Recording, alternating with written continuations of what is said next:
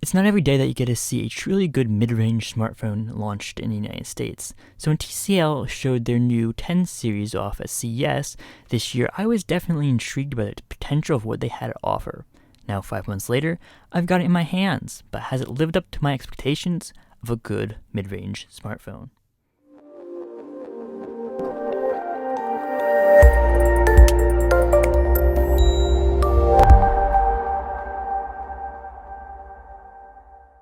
Now, most people don't know TCL for their smartphones, and that's because these are some of the first TCL branded smartphones coming to North America. But many people recognize the brand for something else. They're well-priced TVs. I've said it once, and I'll say it again. I can barely walk through Costco without seeing someone with a TCL TV in their cart, and that's a good thing.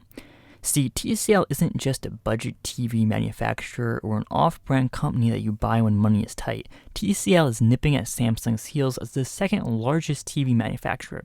In fact, they have intermittently beat Samsung and taken the first place spot. Why is this important when talking about a cell phone? Because if they can offer a desirable, well-priced TV, why can't they do the same for the smartphone? And the same they've done. This is the TCL 10 Pro, the flagship, may I say, of TCL's new 10 series. The only difference is this flagship isn't a $1,000 one. In fact, it only comes in at $449.99. I'll repeat that, $450 for a fairly good, all-around smartphone for the US market. That is something that you don't often see. Now, this phone certainly doesn't compete spec-wise with the big $1,000 cell phones that you can get from its competitors, but in day-to-day usage, from my experience, you wouldn't be able to tell the difference unless you know what I mean when I say that this phone has a Snapdragon 675. I mean, you still wouldn't be able to tell the difference, but you'd think you'd be able to tell the difference. The phone has been running very smoothly with its 6GB of RAM, and the responsiveness has been snappy. Don't expect to get super awesome, crazy gaming performance out of this phone, but it will play games just fine. Overall, the UI is very clean and close to stock version of Android, with a few helpful TCL additives which can enhance your usage of the phone. Other apps like the preloaded Netflix app can be removed if unwanted.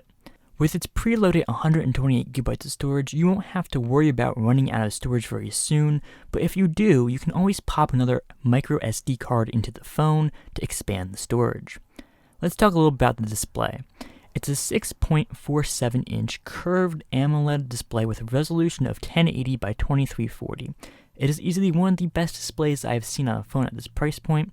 Many people don't like the curved display, so I'm definitely in the minority when I say this, but I think the curved display on this phone really helps give it a more flagship-like look. Partner the display with a feature that TCL is calling Next Vision, and you'll see why I like this phone's display so much.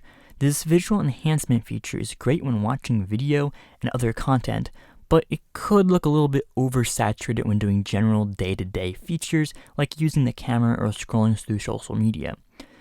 It's a good thing that TCL gives you many easy ways to turn it off and on, with options like this shortcut on the home screen or by using the Smart Key. We'll talk a little bit more about that feature later.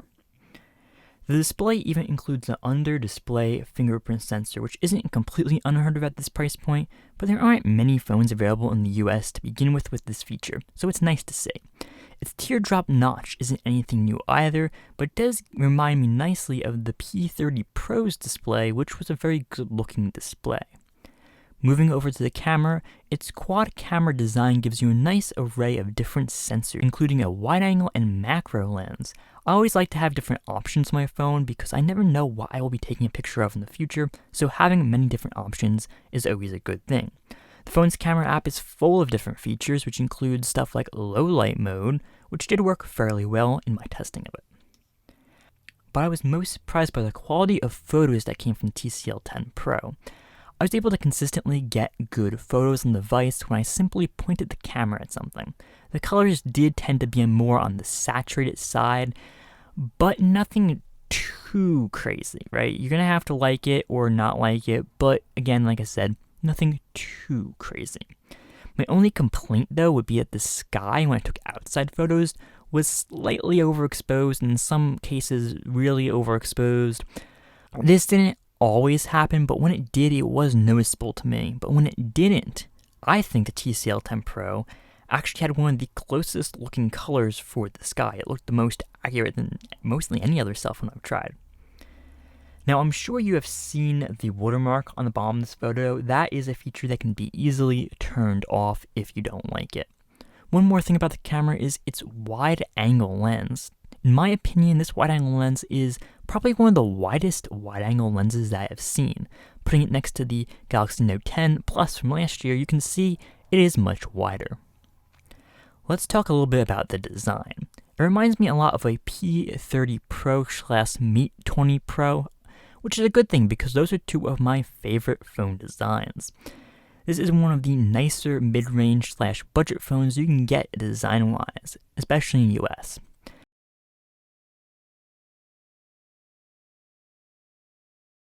The color that I have here is Ember Gray, which is the one that will be released at launch, but TCL will follow up with a Forest Mist Green, which I personally really like and wish I could have gotten my hands on.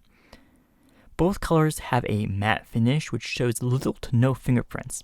This is something that I wish more companies would do.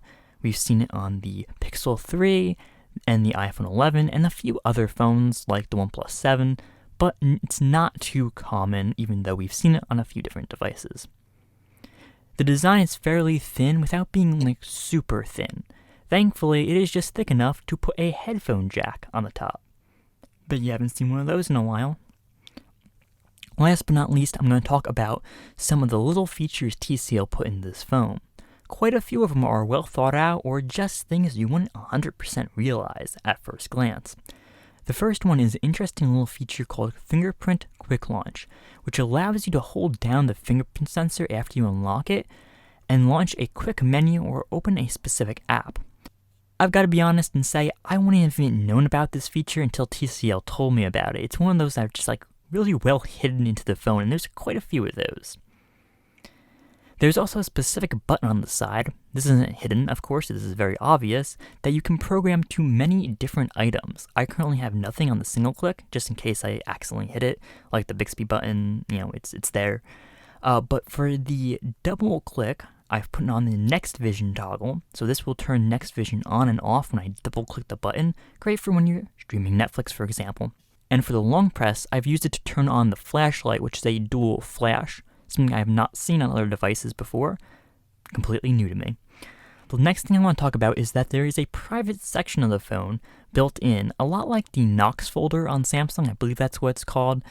But the interesting thing about this phone is that the setting is actually hidden in the settings, so you kind of have to go into the Smart Manager setting and then swipe up with 3 fingers and then input your password for you to access it. It's interesting, I gotta admit.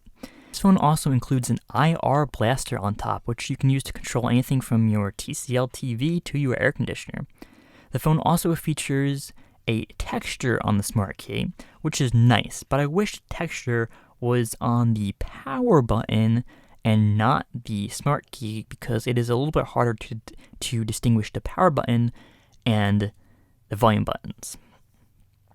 One major downside of this phone, which isn't a huge downside of this phone, but you do want to know it before buying it, is that the phone is only guaranteed to receive at least one major software update. While this is, and I'll quote TCL, only planned to receive one major software update, at least is there. So it could always get more than one, but right now it's only expected to get one. At least that's what I would say for the time being. But this is understandable because they're going to have to cut costs somewhere. It is disappointing though. This phone will be available on the 19th in the United States. It will be available on Amazon for $449.99, and it will be available at Best Buy and Walmart later this month. It will be launching on Canadian carriers a little bit later this summer.